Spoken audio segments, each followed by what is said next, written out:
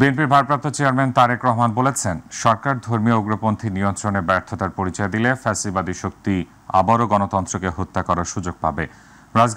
রাজধানীর ইস্কাটনে লেডিস ক্লাবের রাজনৈতিক দলগুলোর সম্মানে বিএনপির ইফতার মাহফিলে ভার্চুয়ালি যুক্ত হয়ে এসব কথা বলেন তিনি। তারেক রহমান বলেন, দেশের গণতন্ত্রে বিশ্বাসী রাজনৈতিক দলগুলোর মধ্যে ভিন্নমত থাকলেও জাতীয় স্বার্থে সবাইকে দায়িত্বশীল হয়ে ঐক্যবদ্ধ থাকতে হবে।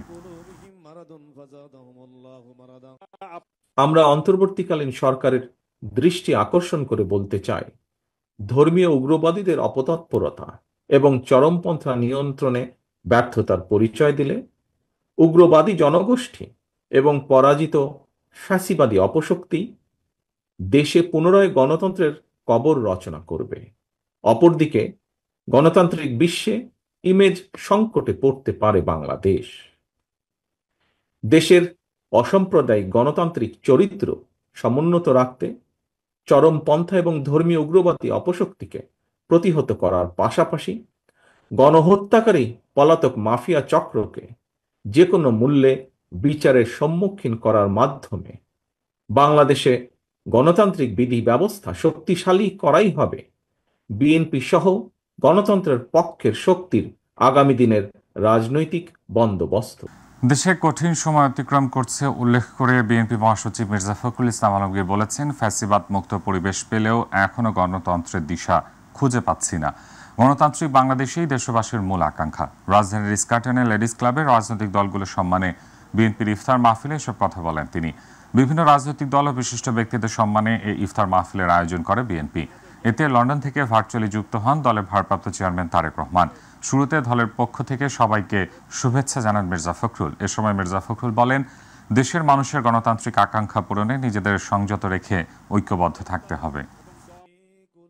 আজকে বাংলাদেশে মানুষের যে আকাঙ্ক্ষা, 15 বছরের সংগ্রাম গণতন্ত্রের জন্য এবং জুলাই আগস্টের অভ্যুত্থানের ছাত্র জনতার অভ্যুত্থানের মধ্য দিয়ে যে আকাঙ্ক্ষা তৈরি হয়েছে, সেই আকাঙ্ক্ষাটি হচ্ছে একটা সত্যিকারী একটি গণতান্ত্রিক বাংলাদেশের আকাঙ্ক্ষা।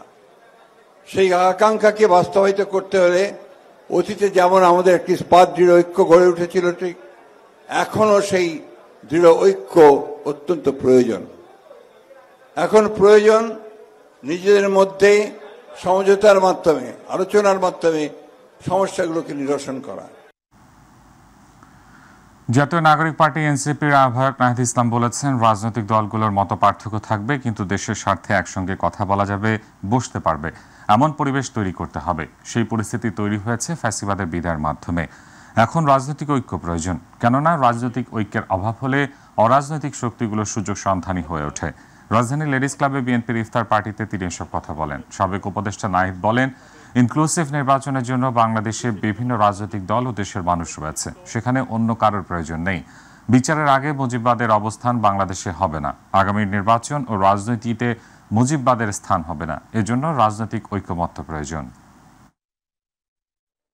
যে কোনো পরিস্থিতিতে জাতীয় নাগরিক পার্টি বাংলাদেশের জাতীয় ঐক্যের জায়গা ধরে রেখেই কাজ করবে এবং জাতীয় নাগরিক পার্টি একটি নতুন রাজনৈতিক দল এবং গণ অভ্যুত্থান থেকে উঠে আসা তরুণরাই আমরা এই দলটা পরিচালনা করছি, নেতৃত্ব দিচ্ছি।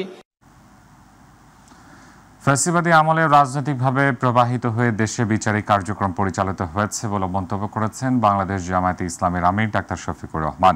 বুধবার সুপ্রিম কোর্ট বার অ্যাসোসিয়েশনে বাংলাদেশ লয়ার্স কাউন্সিল কর্তৃক আয়োজিত ইফতার মাহফিলে কথা বলেন তিনি বলেন, ফ্যাসিবাদী আমলে ন্যায় বিচার ছিল নির্বাসনে। বিগত 15 বছর রাজনৈতিক কারণে তাকে একাধিকবার আদালতের বারান্দায় ঘুরতে হয়েছে। দেশের শিক্ষা ব্যবস্থা নিয়ে ধ্বংস করা হয়েছে। দেশে অনেক শিক্ষা প্রতিষ্ঠান থাকলেও আন্তর্জাতিক মানের দিক থেকে অনেক পিছিয়ে আছে দেশ। সমাজে অনেক শ্রেণী পেশার মানুষ আছেন, সাধারণত অ্যাড্রেস করতে কাউকে বিজ্ঞ চিকিৎসক, বিজ্ঞ প্রকৌশলী, বিজ্ঞ আপনার ব্যবসায়ী ভাবে বলা হয় না, বাট একটা শ্রেণীকে বলা হয় বিজ্ঞ, এবং সেটা আপনারা বিজ্ঞ আইনজীবী। দুনিয়ার বুকে মর্যাদার সাথে মাথা উঁচু করে বুক ফুলিয়ে দাঁড়াতে পারে। একটি হচ্ছে তার একটি উন্নত শিক্ষা, আরেকটি হচ্ছে সামাজিক ন্যায় বিচার। পুলিশ সদস্যদের কল্যাণে বেশ কিছু বিষয়ে দ্রুত ব্যবস্থা নেওয়ার নির্দেশ দিয়েছেন প্রধান উপদেষ্টা ডক্টর মোহাম্মদ ইউনূস। বুধবার স্বরাষ্ট্র উপদেষ্টা ও সংশ্লিষ্টদের সঙ্গে এক বৈঠকে এসব নির্দেশনা দেন তিনি। নির্দেশনাগুলো হলো ঝুঁকি ভাতার প্রচলিত সিলিং তুলে দেওয়ার বিষয়টি বিবেচনা করা, পুলিশের জন্য নতুন 364টি পিকআপ এবং 140টি প্রিজেনার ভ্যান কেনার উদ্যোগ নেওয়া হয়েছে। পুলিশের জন্য নির্মাণাধীন প্রকল্পের যেগুলোর কাজ 70% নিচে শেষ হয়েছে সেগুলোতে অর্থ ছাড় করা, 65টি থানার জমি অধিগ্রহণের জন্য অর্থ ছাড় করা, পুলিশের এসআই ও এএসআই র্যাঙ্কের মোটরসাইকেল কেনার জন্য সুদমুক্ত ঋণের বিষয়টি বিবেচনা করা। এছাড়া কর্মসম্পাদনের ফলাফলের ভিত্তিতে জেলা পুলিশকে শ্রেণীভুক্ত করে যাদের পারফরমেন্স অপেক্ষাকৃত কম তাদের কর্মক্ষমতা বাড়ানোর ব্যবস্থা করা এবং শান্তিপূর্ণ নির্বাচন অনুষ্ঠানের জন্য পুলিশের প্রস্তুতি ও করণীয় সম্পর্কে এখন থেকে উদ্যোগ নিতে নির্দেশ দেন প্রধান উপদেষ্টা। অন্তর্বর্তীকালীন সরকারের প্রধান উপদেষ্টা অধ্যাপক ডক্টর মোহাম্মদ ইউনূসের সঙ্গে সাক্ষাৎ করেছেন সেনাবাহিনী প্রধান জেনারেল ওয়াকারুজ্জামান। রাষ্ট্রীয় অতিথি ভবন যমুনায় এই সাক্ষাৎ হয়। আন্তঃবাহিনী জনসংযোগ পরিদপ্তরের এক সংবাদ বিজ্ঞপ্তিতে এই তথ্য জানানো হয়েছে। বিজ্ঞপ্তিতে জানানো হয়, সাক্ষাৎকালে সেনাপ্রধান দেশের সামগ্রিক নিরাপত্তা পরিস্থিতি এবং সেনাবাহিনীর চলমান কার্যক্রম সম্পর্কে প্রধান উপদেষ্টাকে অবহিত করেন। পাশাপাশি দেশের উন্নয়ন ও স্থিতিশীলতার জন্য সেনাবাহিনীর গৃহীত বিভিন্ন পদক্ষেপ নিয়েও আলোচনা করেন। সেনাপ্রধান তার সাম্প্রতিক সেন্ট্রাল আফ্রিকান রিপাবলিকান সফরের বিষয়ে প্রধান উপদেষ্টাকে অবহিত করেন। এছাড়াও সদ্য সমাপ্ত বিবিধ বঞ্চিত সেনা কর্মকর্তাদের সুবিচার নিশ্চিতকরণ সংক্রান্ত উচ্চপদস্থ পর্ষদের মূল্যায়ন ও সুপারিশ এবং বিবিধ কারণে চাকরিচ্যুত জেসিও ও অন্যান্য পদবী সেনা সদস্যদের চলমান উচ্চপদস্থ পর্ষদের অগ্রগতির বিষয়ে প্রধান উপদেষ্টাকে অবহিত করেন। জুলাই আগস্ট গণঅভ্যুত্থানে আহত ছাত্র জনতার চিকিৎসায় বাংলাদেশ সেনাবাহিনী গৃহীত বিভিন্ন পদক্ষেপ সম্পর্কেও তাকে অবহিত করা হয়। প্রধান উপদেষ্টা এ সময় সেনাবাহিনীকে প্রয়োজনীয় দিক নির্দেশনা দেন।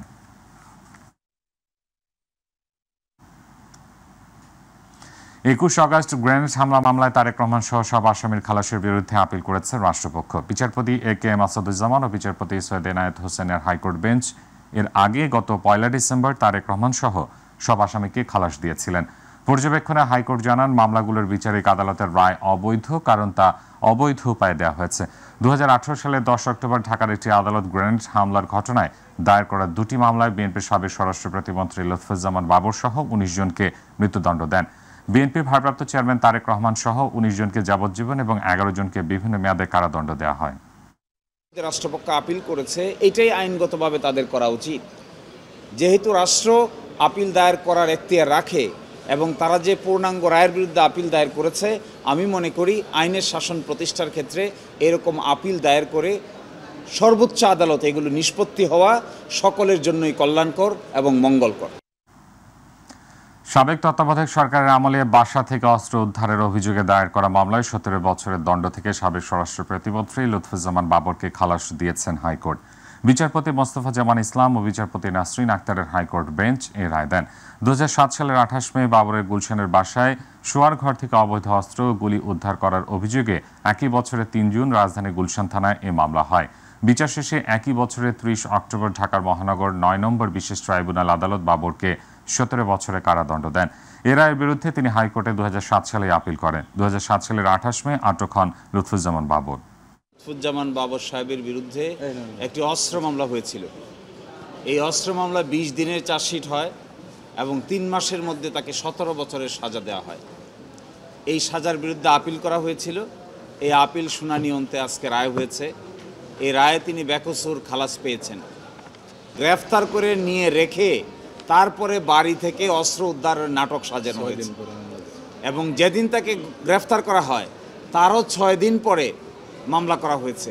অস্ত্র নেওয়া হয়েছে 6 দিন আগে আর মামলা দায়ের করা হয়েছে তিনি যখন রিমান্ডে তখন ঘটনার 6 দিন পরে।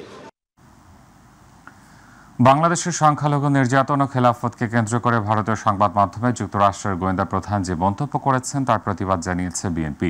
তার মন্তব্য উদ্দেশ্যে প্রণোদিত বলে মন্তব্য করেন বিএনপির চেয়ারপারসনের উপদেষ্টা জয়নাল আবদিন ফারুক।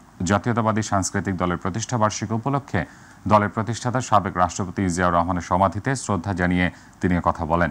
দ্রুত একটি নির্বাচন দিয়ে দেশকে গণতন্ত্রের পথে এগিয়ে নিতে অন্তর্বর্তী সরকারের প্রতি আহ্বান জানান এই বিএনপি নেতা। তুলসী গ্যাবার্ড উনি বাংলাদেশ নিয়ে অনেকগুলো কথা বলেছেন। হেয় করার একটা প্রক্রিয়া আমার মনে হয় ভারতীয় সংবাদ মাধ্যমগুলো করেছে। এটা ঘৃণাভাবে আমরা প্রত্যাখ্যান করি। সরকারের কাছে অনুরোধ জানাবো, কোনো কথায় নয়, কাজেই আপনার প্রমাণ করুন, সেই কাজটা হবে একটি নির্বাচন। শত কোটি টাকার অবৈধ সম্পদ অর্জনের অভিযোগে সাবেক প্রধানমন্ত্রী শেখ হাসিনার বিশেষ সহকারী আব্দুস সোবহান গোলাপের বিরুদ্ধে মামলা করেছে দুর্নীতি দমন কমিশন দুদক। বুধবার নিয়মিত ব্রিফিংয়ে এ তথ্য জানান সংস্থাটির মহাপরিচালক মোহাম্মদ আক্তার হোসেন। তিনি বলেন, আব্দুস সোবহান গোলাপ সংসদ সদস্য হিসেবে ক্ষমতার অপব্যবহার, অনিয়ম ও দুর্নীতির মাধ্যমে যুক্তরাষ্ট্রের নিউইয়র্কের কুইন্সে 9টি ফ্ল্যাট ও বাড়ি কিনেছেন। বাংলাদেশি টাকায় তার দাম 32 কোটি টাকা। মামলার এজাহারে বলা হয়, আসামি গোলাপ 68,32,75,665 টাকা মূল্যের জ্ঞাত আয় বহির্ভূত সম্পদ দখলে রেখেছেন। এছাড়া তার নিজ স্বার্থ সংশ্লিষ্ট 51টি ব্যাংক হিসেবে 97 কোটি টাকার অস্বাভাবিক লেনদেন রয়েছে।